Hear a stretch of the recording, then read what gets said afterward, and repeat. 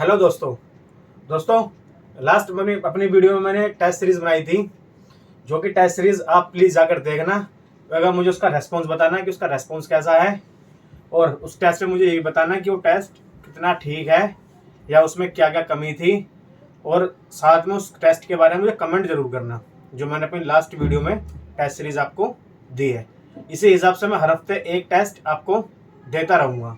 तो दोस्तों, जो मैंने लास्ट टाइम पढ़ाया था आपको, वो पढ़ाया था जनरल एक्सेप्ट, मतलब साधारण अपवाद, जो सेक्शन 76 से लेकर 106 के बीच में था, और 96 से लेकर 106 के बीच में जो था वो था प्राइवेट डिफेंस। तो आज जो मैं स्टार्ट करूंगा अबेटमेंट, मतलब दुष्प्रेरण। दुष्प्रेरण कौन होता है और दुष्प्रेरण का दुष्प्रेरक कैसे होता है। तो दोस्तों, मैं इसमें आपको परिभाषा बता देता हूँ एक बार दुष्प्रेरण की। अभी ये सेक्शन स्टार्ट नहीं हुआ, बिकॉज मैंने इसमें भी अपने हिसाब से कुछ लिखा हुआ है कि इसकी परिभाषा किस तरीके से है। वैसे दुष्प्रेरण जो होते हैं 3 टाइप के होते हैं। पहला होता है उकसाना, दूसरा होता है षड्यंत्र रचना, तीसरा होता है किसी की सहायता करना। तो ये तीनों पॉइंट जो सेक्शन 107 में दुष्प्रेरण को बताते हैं कि दुष्प्रेरण होता क्या है, मतलब अबेटमेंट होता क्या है। तो दोस्तों, इसमें क्या है कि जिसकी परिभाषा है दुष्प्रेरण की, वो इस प्रकार है। बहुत से अपराध केवल किए ही इसलिए जाते हैं कि उस अपराध के कर्ता को अन्य व्यक्तियों से उसको उत्साह मिलती है, सहारा मिलता है और सहायता मिलती है, अन्यथा वह अकेला शायद ही उस अपराध को करने का साहस करे।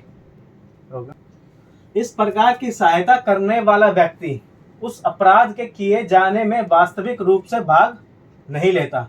मतलब सिंपल जिसमें कहा है कि जो व्यक्ति जो उत्साह देता है, मतलब या उसको सहारा देता है या उसकी सहायता करता है, वो व्यक्ति मतलब मेन तौर पे सामने नहीं आता, वो पीछे से ही उसको बढ़ावा देता है उस कार्य को करने के लिए, मात्र उस कार्य के लिए किए जाने की भूमिका तैयार करता है। लेकिन फिर भी अपराध विधि उस व्यक्ति के कार्य को दंडित करती है, क्योंकि अकेला व्यक्ति किसी अपराध को करने की हिम्मत आसानी से जुटा नहीं पाता। साधारणतः यह उसके दोस्तों की सहायता व सलाह से होता है।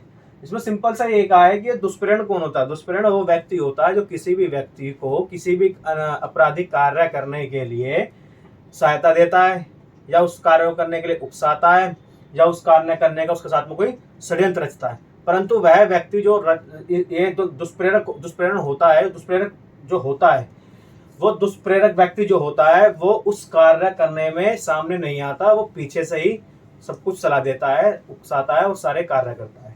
तो इसमें सिंपल सा कहा है कि अकेला व्यक्ति इतनी आसानी से किसी को भी कोई भी कार्य, आपराधिक कार्य नहीं कर सकता। उसको करने के लिए कोई ना कोई व्यक्ति जो होता है वो उसको उकसाता है, सहायता देता है, उसका षड्यंत्र रचवाता है। तो इसी हिसाब से बोला है कि मैंने आपको बता ही दिया इस बारे में। तो दोस्तों, इसी में ही क्या है कि इसके प्रकार, दुष्प्रेरक के प्रकार क्या होते हैं। दुष्प्रेरण के प्रकार से तात्पर्य दुष्प्रेरक के किए जाने के तरीके से है। मतलब दुष्प्रेरण है, उसके प्रकार से तात्पर्य होता है कि दुष्प्रेरण में किए जाने के तरीके हैं। जैसे अर्थात किसी प्रकार का कार्य किए जाने पर व्यक्ति दुष्प्रेरण का दोषी हो सकेगा। धारा 107 के अनुसार निम्न 3 प्रकार के दुष्प्रेरण का अपराध किया जा सकता है। मतलब सेक्शन 107 आपको 3 प्रकार का दुष्प्रेरण बताती है। दुष्प्रेरण क्या होता है। पहले जो मैं इसमें लिख रखा है उकसाना। उकसाने का शाब्दिक अर्थ है किसी कार्य को करने के लिए बढ़ावा देना। कोई कार्य, कोई आपराधिक कार्य को करने के लिए उसको बढ़ावा देना, उत्तेजित करना या उद्दीपित करना, या उसको भड़काना, या अथवा उसको कार्य करने के लिए प्रोत्साहित करना। इसमें देखो, साधारण शब्दों में उकसाहट किसी व्यक्ति को दोषी कार्य के लिए भड़काना है। उकसाहट के लिए आवश्यक है कि कुछ सक्रिय कार्रवाई की जाए जिसका प्रभाव अपराध कार्य को प्रोत्साहन देना हो। मात्र सलाह सदैव दुष्प्रेरण नहीं होता, क्योंकि दुष्प्रेरण के लिए सक्रिय कार्रवाई जरूरी होती है। उकसाने की क्रिया प्रत्यक्ष भी हो सकती है और परोक्ष भी। इसका सिंपल सा कहने का मतलब है कि जो उकसाहट है, जो उकसाना है, ठीक है, वो उसका मतलब होता है भड़काना। भड़काने वाले कार्य के लिए उकसाहट को यूज किया गया है। उकसाहट के लिए आवश्यक है कि कुछ सक्रिय कार्रवाई की जाए। मतलब इसमें कहा गया है कि कुछ मतलब क्रिमिनल एक्टिविटी हो, जो सक्रिय कार्रवाई हो, ठीक है, जिसका प्रभाव अपराध कार्य को प्रोत्साहन देना है। मतलब इसमें कहा गया है कि जो उसका अपराध है, वो जो कार्य जो कर रहा है उसको आगे बढ़ाने के लिए, उकसाने के लिए, कि वो आगे उस कार्य को करे। मात्र सलाह सदैव दुष्प्रेरण नहीं होता, मात्र किसी को कह देने से वो दुष्प्रेरण नहीं माना जाता कि सिंपल सा ऐसी मजाक में किसी ने किसी को बोल दिया तो वो खाली सिर्फ कह देने से दुष्प्रेरण नहीं होगा, क्योंकि दुष्प्रेरण के लिए सक्रिय कार्रवाई जरूरी है। मतलब दुष्प्रेरण करने के लिए जो व्यक्ति आपराधिक कार्य कर रहा है वह करना जरूरी है। उकसाने की क्रिया प्रत्यक्ष भी हो सकती है और परोक्ष भी। मतलब इसमें कहा गया है कि जो उकसाने की क्रिया है, जो उकसाने का कार्य है, वो डायरेक्ट भी हो सकता है और वो इनडायरेक्ट भी। इसमें दोस्तों एक केस लॉ भी है। केस लॉ का नाम है गुनगुली मोहन रेड्डी वर्सेस आंध्र प्रदेश, 2010 का एक केस है। इस वाद में यह भी निर्धारित किया गया कि दुष्प्रेरण उकसाने की मानसिक अथवा कोई निश्चित कार्य करने में सहायक देना। मतलब सिंपल इसमें ये कहा है कि जो भी कोई उकसाता है, उकसाने की मानसिक मतलब उसकी माइंड के अकॉर्डिंग, और कोई भी निश्चित कार्य है, कोई कार्य जो निश्चित कार्य हो, उसमें जो कार्य कर रहा है व्यक्ति उसको अपनी इंटेंशनली हेल्प करना, उसकी सहायता देना। मतलब अगर किसी व्यक्ति को आप बोलते हो कि भाई कोई भी व्यक्ति है, आप उसको कहते हो कि आपको ये आपराधिक कार्य करना है, तो उस कार्य करने में जो सहायता दे रहा है उसकी मानसिकता भी उसमें होनी चाहिए और उसकी निश्चय कार्य भी होना चाहिए कि वो किस कार्य के लिए उसको उकसा रहा है। तो उसको जो आज से इंटेंशनली जो है उसको उस कार्य करने के लिए, उस आपराधिक कार्य करने के लिए उसको सहायता देता है। सिंपल सा। दोस्तों इसमें जो अगला है वो है षड्यंत्र द्वारा दुष्प्रेरण। षड्यंत्र के द्वारा साधारणतः षड्यंत्र किसी कार्य को करने की तैयारी की स्थिति को पार कर जाती है, तो उस षड्यंत्र को दुष्प्रेरण के लिए दंडित किया जा सकता है। षड्यंत्र मात्र दुष्प्रेरण नहीं हो सकता जब तक कि उसके अनुसार कार्य अवैध या लोप ना किया जाए। मतलब सिंपल सा कहा है कि अगर कोई भी आप षड्यंत्र रच रहे हो तो षड्यंत्र के लिए तैयारी होनी जरूरी है। उस षड्यंत्र को रचने के लिए तैयारी होनी जरूरी है, और जो तैयारी है, जो षड्यंत्र है, जो तैयारी वो करेगा उसके अकॉर्डिंग ही उसको दंडित किया जाएगा। षड्यंत्र मात्र मतलब खाली षड्यंत्र ही रचने से दुष्प्रेरण नहीं होता कि खाली षड्यंत्र रचा पर वो कार्य किया ही नहीं, और जब कार्य नहीं किया, वो आपराधिक कार्य नहीं हुआ, तो वो षड्यंत्र रचने का कोई मतलब बनता ही नहीं जब तक कि उसके अनुसार कार्य या अवैध लोप ना किया जाए। इसीलिए मैंने बताया कि जब तक वो कार्य कर रहा है तो वो षड्यंत्र उसमें शामिल हो जाएगा। अगर वो कोई भी आपराधिक कार्य नहीं करता तो षड्यंत्र मात्र दुष्प्रेरण नहीं होता। इसमें से एक केस लॉ भी है, central bureau of investigation versus VC Shukla. ये 1998 का केस है सुप्रीम कोर्ट का। इस वाद में सुप्रीम कोर्ट द्वारा कहा गया कि जहां अभियोजन मीन्स होता है कंप्लेनेंट, जहां अभियोजन यह सिद्ध करने में असफल रहता है कि दो में से एक अभियुक्त मतलब होता है एक्यूज्ड, कि एक अभियुक्त किसी आपराधिक षड्यंत्र में भागीदार था, ऐसी दशा में दूसरे अभियुक्त के विरुद्ध षड्यंत्र का आरोप सिद्ध नहीं माना जाएगा, क्योंकि षड्यंत्र में कम से कम दो व्यक्तियों का होना आवश्यक है। मतलब षड्यंत्र रचने के लिए इसमें सिंपल सा कह दिया है कि दो व्यक्तियों को होना आवश्यक है, अकेला व्यक्ति कभी षड्यंत्र नहीं रच सकता। तो इसमें सिंपल सा कहा है, इस वाले केस में कहा है कि भाई जो भी कोई व्यक्ति अगर अभियोजन मीन्स जो कंप्लेंट पक्ष है, जो कंप्लेनेंट है, अगर वो इस चीज को सफल नहीं कर पाता, इस चीज को बता नहीं पाता कि जो अभियुक्त है वो दो या दो से अधिक थे, अगर इसमें से एक ही निकलता है तो वो षड्यंत्र में नहीं आता। इसमें सिंपल सा यही कहा है कि दो अभियुक्त होने जरूरी है। अगर दूसरे अभियुक्त के विरुद्ध षड्यंत्र का आरोप सिद्ध नहीं माना जाएगा तो षड्यंत्र में कम से कम दो व्यक्तियों का होना आवश्यक है। तो दोस्तों ये केस मेरा खत्म हो गया, रोक दे। दोस्तों इसमें तीसरा है वो है सहायता द्वारा दुष्प्रेरण। कार्य अथवा अवैध लोभ द्वारा सास्य सहायता करना, सास्य सहायता द्वारा दुष्प्रेरण तीन प्रकार से हो सकते हैं। मतलब कार्य, अगर कोई व्यक्ति कोई भी आपराधिक कार्य है कर रहा है, या अवैध लोभ मतलब होता है इलीगल ओमिशन, मतलब एक तरीके से अवैध चूक होना,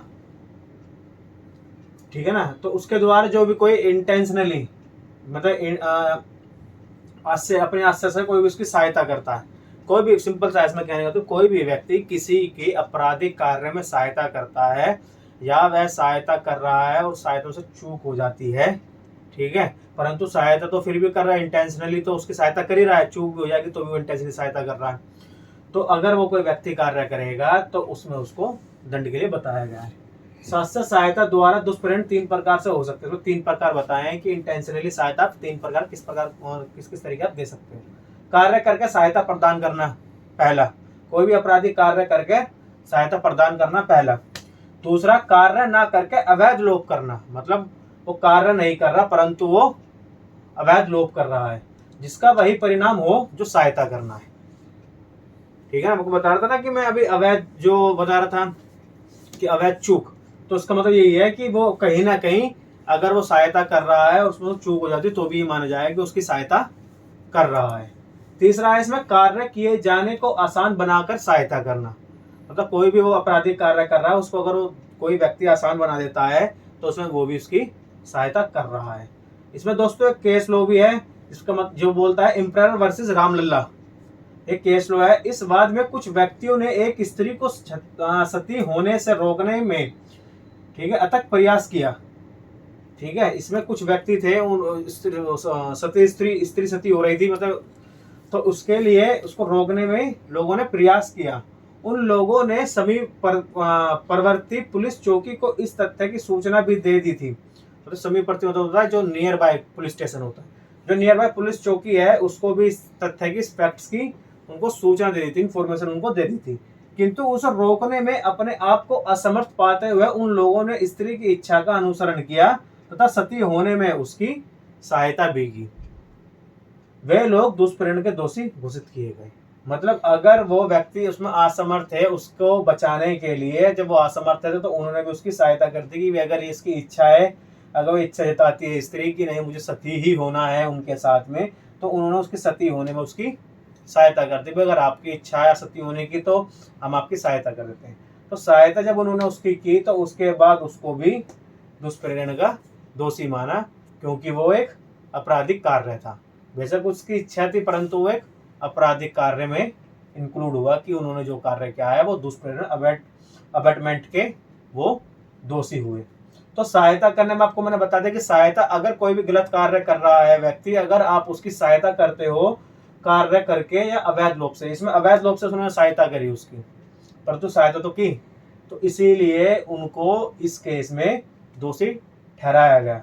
तो दोस्तों मेरे तीनों पॉइंट कंप्लीट हो गए आज अबेंडमेंट के, दुष्प्रेरण के, कि जिसमें आपको मैंने बताया उकसाना, षड्यंत्र रचना और तीसरा सहायता करना। ये तीनों सेक्शन 107 में, मैं जो आपको आगे 107 में पढ़ाऊंगा अभी, ये मैंने आपको टोटल मीनिंग बताया कि इन तीनों पॉइंटों के मीनिंग क्या है और दुष्प्रेरण किसको बोलते हैं, कि दुष्प्रेरण होता क्या है। ये चीजें मैंने आपको कंप्लीट कर दी है। इसमें जो मेरा अगला टॉपिक आएगा वो आएगा सेक्शन 107। तो दोस्तों ये मेरी आज कंप्लीट हो गई है। इसका अमेंडमेंट ऑफ मीनिंग का मतलब इसको मैं आपको बता दिया है कि इसका मीनिंग क्या है, कैसे कैसे इसमें क्या क्या चीज़, ये तीनों पॉइंट जो मैंने आपको बताए हैं इसमें इंक्लूड हो गए हैं। तो आप मेरी इसी ऐसी वीडियो देखने के लिए मेरे चैनल पर जुड़े रहना और प्लीज़ मेरे चैनल को सब्सक्राइब करना। और मैंने टेस्ट सीरीज जो बनाई है उसको मैं बेल आइकन में ऊपर पिन कर दूंगा, तो प्लीज़ आप उसको भी जाकर देखना और मेरे चैनल को सब्सक्राइब करना। Thank you.